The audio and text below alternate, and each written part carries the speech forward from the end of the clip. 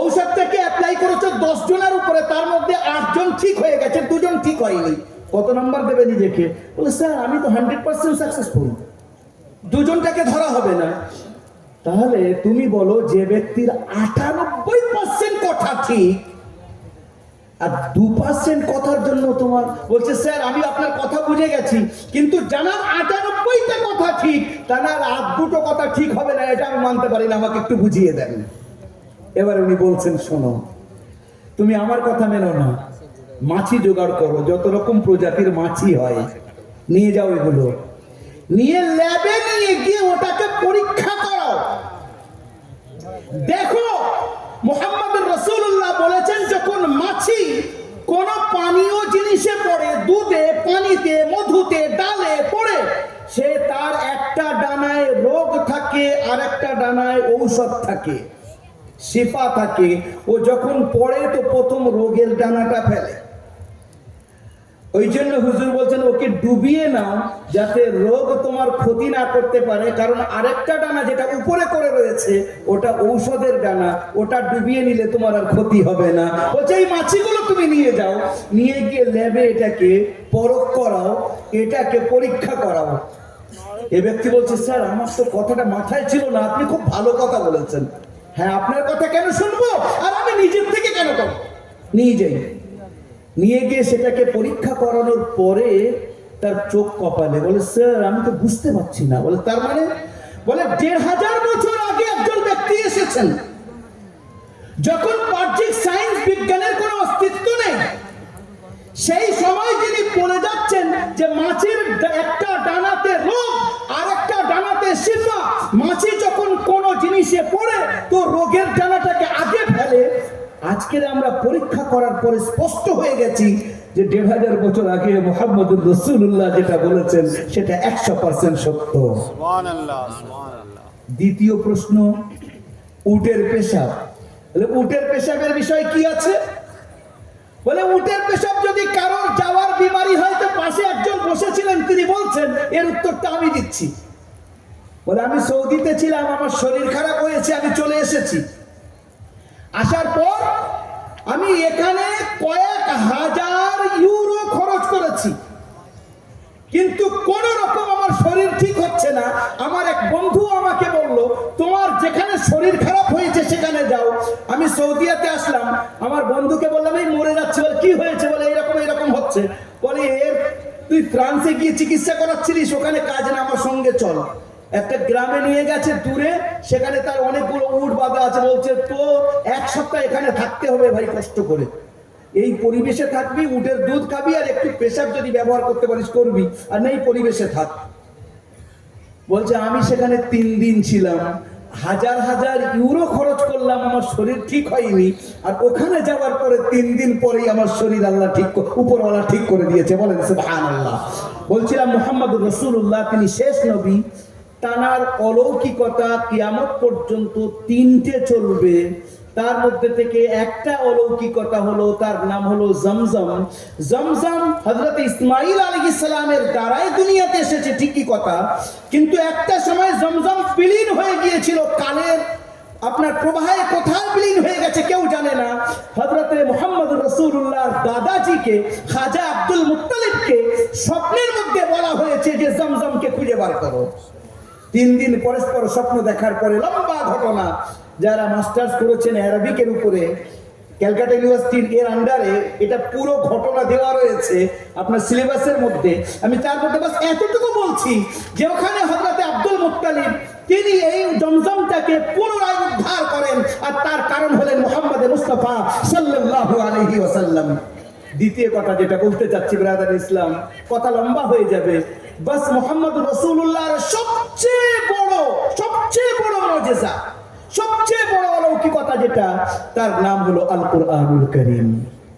বলেন কিভাবে আল কুরআনুল কারীম অলৌকিকতা? কিভাবে না একটু দেখি। হযরত মাওলানা পীর ফকির জুলফিকার নকশবন্দি মুদ্দাজিল্লুহুল আলী, আপনারা অনেকে নাম জানেন, ওলামারা তো সবাই জানেন, বড় আল্লাহর ওলি। দারুল উলুম দেওবন্দের মধ্যে 5 জন শিক্ষক জানার খলিফা, মাওলানা মাহমুদ মাদানী সাহেব তানার খলিফা, এইরকম বড় বড় ব্যক্তিত্ব তানার খলিফা। এত বড় ব্যক্তিত্ব তিনি, গেছি, সেখানে ছেলেদের পাগড়ি দেওয়া হবে, তারা হাফিজে কোরআন হয়েছে। আমি দেখছি ছেলেরা বসে আছে, তাদের মধ্যে একটা বাবাজি বসে আছে। বাবাজির ভুরু পর্যন্ত সাদা, দাড়িও সাদা। আমি আস্তে করে গিয়ে বাবাজিকে বলছি, চাচাজি আপকি उम्र क्या है? तो बोलছে हजरत मेरी उम्र 82 है। मेरी उम्र 82 है, 82 বছর বয়স আমার, আর আমি এখন কোরআনের হাফেজ হয়েছি। একবার বলেন সুবহানাল্লাহ। কোচি বাচ্চা থেকে নিয়ে আর বড় হওয়া পর্যন্ত, বুড়ো হওয়া পর্যন্ত আপনি একটা ধর্মীয় কিতাবের কোন হাফেজ, অন্য কিতাবের কোন হাফেজ দেখেন? তাওরাতের, জবুর, ইনজিল এছাড়া যত আছে, আউস্তা, রামায়ণ, মহাভারত, গীতা যা কিছু আছে সব তোলেন, একটা হাফিজে কোরআন ওই কিতাবের একটা হাফিজ আপনি দেখান। কিন্তু এখানকার পরিস্থিতি এমন, আশ্চর্য হবেন। হযরত মাওলানা সাজ্জাদ নুরমানী মুত্তাজিল্লুল আলী একটা বক্তব্যের মধ্যে তিনি বলছেন, এক জায়গায় তিনি বলছেন যে একবার ইউএন এর তরফ থেকে, ইউনাইটেড নেশনের তরফ থেকে, রাষ্ট্রসংঘের তরফ থেকে একটা পুরো টিম এসেছে লখনৌর মধ্যে। আর লখনৌতে তারা মিটিং করার পরে বলছে এই শহরটাকে ঘুরে ঘুরে একবার দেখতে হবে। তো দেখছে বিভিন্ন জায়গায়, লাস্টে একটা মাদ্রাসায় গেছে। মাদ্রাসার নাম হলো নাদওয়াতুল উলামা। উলামারা জানেন, বিখ্যাত মাদ্রাসা, যেখানে হযরত মাওলানা সৈয়দ আবুল হাসান আলী নদভী রাহমাতুল্লাহ আলাইহি যেখান থেকে পড়েছেন এবং পড়িয়েছেন, বড় মাদ্রাসা। ওখানে এই টিম গিয়েছে, গিয়ে দেখছে যেমন এখানে ছোট ছোট বাচ্চারা হাফিজে কোরআন হবে, হতে ঠিক এইরকম ওখানে মসজিদের মধ্যে ছোট ছোট বাচ্চারা তারা এইরকম দুলে দুলে পড়ছে। আপনারা দেখেছেন তো বাচ্চারা যখন কোরআন পড়ে দোলে কিনা? চুপচাপ বসে পড়ে না, ওরা আগে পিছু হবে, এরকম এরকম পড়বে। কলেজ ইউনিভার্সিটির ছাত্ররা তো বসে বসে এরকম বই দেখবে, এরকম কিতাব পড়বে। কিন্তু বাচ্চারা আউযু বিল্লাহি মিনাশ শাইতানির রাজিম একেবারে আগে পিছে। এখন এই গ্রুপটা ওখানে দাঁড়িয়ে আছে, আর তাদের মূল যে নেতৃত্ব দিচ্ছিল একটা মহিলা, ফ্রান্সে বাড়ি। সে বলছে what they are doing, why they are nodding their heads? আরে ওদের মাথা এরকম হেলছে কেন, আগে পিছু করছে কেন, কি করছে ওরা? তো যিনি সঙ্গে ছিলেন মাওলানা সাহেব, তিনি বলছেন they are going to memorize the holy Quran, কোরআন শরীফ মুখস্থ করছে। বলছে তার মানে? আশ্চর্য লাগলো, তার মানেটা কি? বলে মানে এক্ষুনি বোঝাচ্ছি, আপনি চলেন গেস্ট হাউসে। একটা ছোট্ট বাচ্চাকে তুলে নিয়ে গেছে, বেটা বসো। এবারে একদিক থেকে ধরছে, পড়ো তো, পৃষ্ঠা উল্টে আবার ধরছে, পড়ো, ফটাফট পড়ে যাচ্ছে। বলছে বাচ্চাটাকে, বলে এবার যেতে দেন। এবার সেই মহিলা বলছে আপনি জানেন না আমি কেন জিজ্ঞাসা করলাম? তার মানে? বলছে আপনারা জানেন না এই কোরআনকে পাল্টানোর জন্য, পরিবর্তন করার জন্য, মিটানোর জন্য আমরা কত কোটি কোটি ডলার আর ইউরো এর পিছনে নির্ধারিত করে থাকি। কিন্তু আমরা মনে করছিলাম কোরআন কেবলমাত্র লিখিত কোনো একটা বইয়ের নাম, তার মধ্যে পরিবর্তন করে দেওয়া সম্ভব হবে। কিন্তু আজকে আমি আমার নজরে যেটা দেখলাম, কোরআন কেবলমাত্র কোনো কিতাবের নাম শুধু না,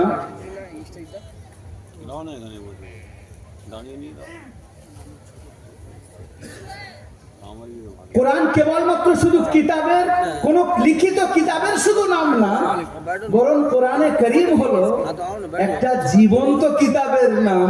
ভারতবর্ষের মধ্যে হাজার হাজার আর পুরো বিশ্বের মধ্যে লক্ষ লক্ষ এমন হাফিজে কোরআন আছেন, যারা একই জায়গায় আলহামদুলিল্লাহ থেকে শুরু করবে আর অন্নাস পর্যন্ত একই বৈঠকে কোরআনে কারীম শুনিয়ে দিতে সক্ষম। ব্রাদার ইসলাম, এই সমস্ত মাদ্রাসা যেগুলো চলছে, আমাদের বুজুর্গরা, আমাদের আকাবিরিনরা স্পেনের মধ্যে 800 বছর মুসলমানরা রাজত্ব করেছিল, কিন্তু আজ সেখানে দূরবীন দিয়ে খুঁজতে হয় মসজিদ কোনটা, মসজিদও হারিয়ে গেছে। আল্লামা ইকবাল রহমতুল্লাহ আলাইহি সেখানে যে পদ্যগুলো লিখেছিলেন, এখনো পড়লে চোখ থেকে রক্ত আসে। কিন্তু আমাদের আকাবিরিনরা, ভারতের ইতিহাস তানাদের সামনে ছিল, সেই পরিস্থিতিতেও তানারা দেশ হাত থেকে গিয়েছে, ইংরেজরা নিয়ে নিয়েছে, তারপরে বিভিন্ন পন্থায় এদিক ওদিক চলে গেছে। অন্তত আমাদের ঈমান আমল যাতে হেফাজতে থাকে সেই চিন্তা করে তারা সঙ্গে সঙ্গে 1857-তে যখন ভারতবাসীরা ইংরেজদের কাছে পরাস্ত হয়েছিল, তার ঠিক 9 বছর পরে 1866-তে একটা মাদ্রাসা মাদ্রাসা একটা উস্তাদের একটা ছাত্র দিয়ে শুরু হয়েছিল, একটা ডালিম গাছের নিচে। উস্তাদের নাম ছিল মোল্লা মাহমুদ, ছাত্রের নাম হলো মাহমুদ, যিনি পরে গিয়ে হযরত শেখুল হিন্দ মাহমুদ হাসান দেওবন্দি রহমতুল্লাহ আলাইহি নামে বিখ্যাত হয়েছেন। জানার ছাত্র হযরত আশরাফ আলী থানভী, জানার ছাত্র মাওলানা ইলিয়াস, জানার ছাত্র হযরত আল্লামা আনোয়ার শাহ কাশ্মীরি, হুসাইন আহমদ মাদানী, শাব্বির আহমদ উসমানী, ওবাইদুল্লাহ সিন্ধি, মুফতি কিফায়াতুল্লাহ, মুফতি শফি রাহিমাহুল্লাহ, সব তানারই ছাত্র। সেখান থেকে শুরু হয়েছে। তানারা জানেন ভারতবর্ষের মধ্যে ইসলাম বাঁচাতে গেলে বিকল্প পন্থা অন্য, আগে আমাদের ঈমান বাঁচাবার পদ্ধতিতে এগিয়ে আসতে হবে। তার জন্য তারা মাদ্রাসা গঠন করেছেন। আর এই মাদ্রাসার জাল পুরো অবিভক্ত ভারতের গলিতে গলিতে, গ্রামে গ্রামে তারা পৌঁছে দিয়েছেন। তার থেকে আজ আলহামদুলিল্লাহ আমরা দেখতে পাচ্ছি পুরো ভারতবর্ষে যেখানে যান, বাংলাদেশে যেখানে যান, পাকিস্তানে যেখানে যান, আর অন্যান্য জায়গায়, আমরা যেটাকে বলি শ্রীলঙ্কা বলি, আফগানিস্তানে বলি, সেখানেও পর্যন্ত আলহামদুলিল্লাহ মাদ্রাসার কারণে এই দ্বীনের হেফাজত হচ্ছে। আর আল্লাহ রাসূল সাল্লাল্লাহু আলাইহি ওয়াসাল্লামের সবচেয়ে বড় মুজিজা হলো এই আল কোরআনুল কারীম। ব্রাদার ইন ইসলাম, আমি যেটা কথাটা বলতে চাচ্ছি, এখানে অনেক ভাই আছেন, আমাদের বাড়িতে কোরআন রাখা আছে, মুসলমানের বাড়িতে কোরআন আছে। প্রথম কথা হলো কোরআন শুধু তাকে তুলে রাখার জন্য না, কোরআনের কিছু হক আছে। কোরআনের হক তো অনেকগুলো, তার মধ্যে প্রথম নম্বর হক হলো সেটার তিলাওয়াত করা। আল কোরআন হুজ্জাতুল লাকা ওয়া আলাইক, কোরআন হয় আপনার জন্য দাঁড়াবে আল্লাহর সামনে, অথবা আপনার বিরুদ্ধে দাঁড়াবে। কোরআনের হক যদি আদায় করি তো কিয়ামতের দিন কোরআনের থেকে সুন্দর সুপারিশকারী দ্বিতীয় কেউ না। হাদিস শরীফের মধ্যে এসেছে, কোন ব্যক্তি যদি ইশার পড়ে, সূরা মুলক পড়ে, আল্লাহ পাক তাকে কবরের আযাব থেকে হেফাজত করবেন। বলেন সুবহানাল্লাহ। হযরত মাওলানা কারি মোহাম্মদ তাইয়্যিব সাহেব রাহমাতুল্লাহ আলাইহি তানার বক্তব্যের একটা কিতাব আছে 10 খণ্ডের, তার নাম হলো খুতবাতে হাকিমুল ইসলাম।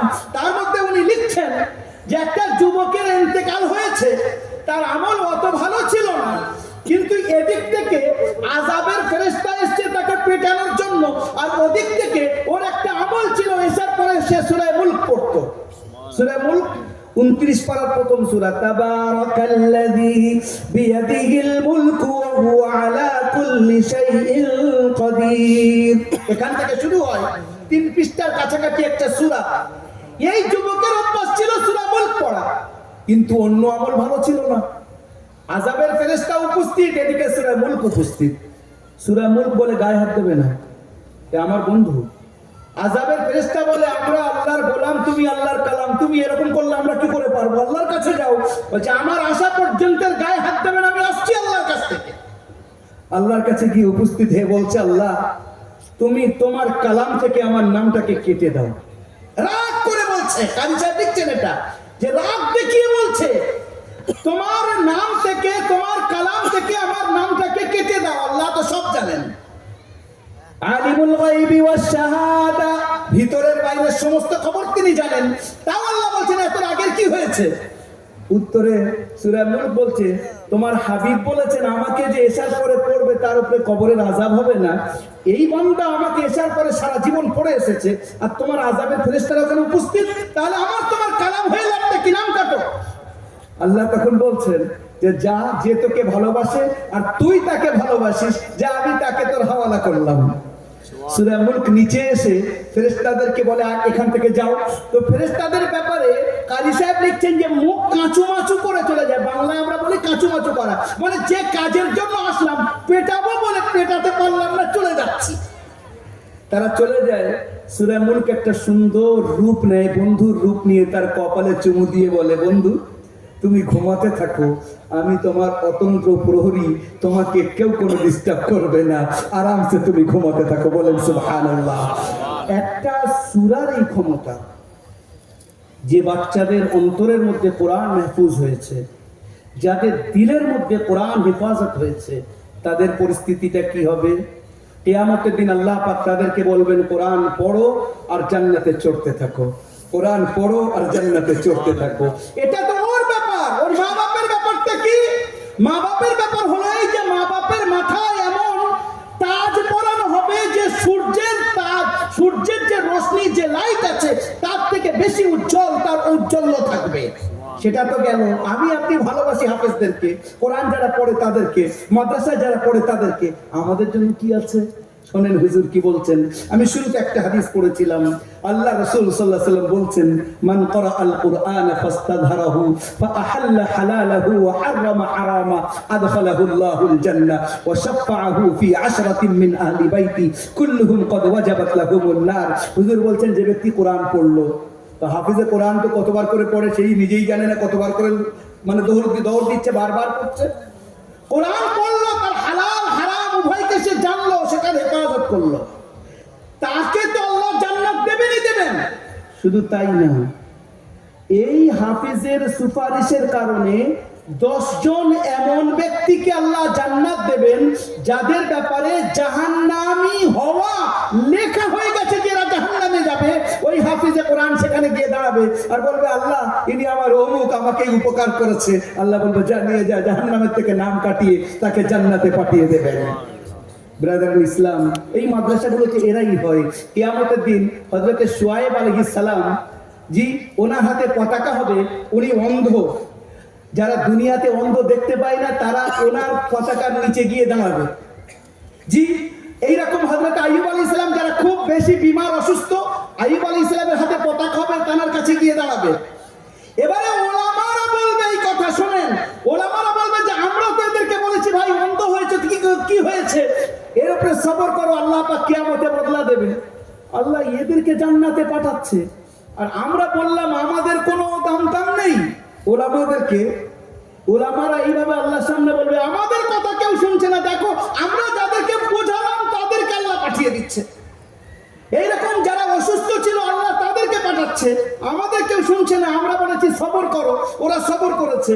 আল্লাহ বলবেন ওদের কথা বাদ দাও। কাদের বলবে? ওলামাদের ব্যাপার বলবে, ওদের কথা বাদ দাও, তোমরা চলে যাও জান্নাতে। এবারে সব জান্নাতে চলে যাবে, ওলামারা দাঁড়িয়ে থাকবে। আল্লাহ সুবহানাহু ওয়া তাআলা তখন বলবেন, তোমরা শুধু নিজেদের চিন্তা করছো জান্নাতে যাওয়ার ব্যাপারে, তোমাদের কাজ তো এখন অনেক বাকি। তোমরা দাঁড়িয়ে দাঁড়িয়ে সুপারিশ করো, আর আমার বান্দাদের জান্নাতে আমি পাঠাবো। হযরত মাওলানা কারি তাইয়্যিব সাহেব রাহমাতুল্লাহ আলাইহি তিনি হাদিসটাকে বর্ণনা করে বলছেন, এই মাদ্রাসাগুলোয় যে সমস্ত হাফিজ আলিম যারা আল্লাহর দ্বীন শিখছে, এরা নিজেদের জন্য, আপনারা ঈমানদারির সঙ্গে নিজেদের বুকে হাত রেখে বলেন, এই বাচ্চাগুলো যারা যে মাদ্রাসায় পড়ুক, ওস্তাদরা যারা পড়াচ্ছেন, যারা দুনিয়াবি শিক্ষায় শিক্ষিত হচ্ছেন, তানাদের থেকে কি এনাদের যোগ্যতা কম হতো? তানারা যদি ওই লাইনে যেতেন, কোনো ব্যবসার লাইনে, দুনিয়াবি কোনো লাইনে, সবকিছু ছেড়ে দিয়ে এখানে বসছেন, কোরআন শেখাচ্ছেন, হাদিস শেখাচ্ছেন, যে আমাদের দ্বীনের হেফাজত করতে হবে। এই জন্য ভাই সকল, আমাদের কর্তব্য তাদের হয়ে, তাদের পাশে দাঁড়ানো, সার্বিকভাবে তাদের সাহায্য করা। আল্লাহ সুবহানাহু ওয়া তাআলা আমাদেরকে সঠিক বোঝা ও তার উপরে আমল করার তৌফিক নায়েব করুন। ওয়া আখিরু দাওয়ানা আনিল হামদুলিল্লাহি রাব্বিল আলামিন। আসসালামু আলাইকুম ওয়া রাহমাতুল্লাহি তাআলা ওয়া বারাকাতুহু।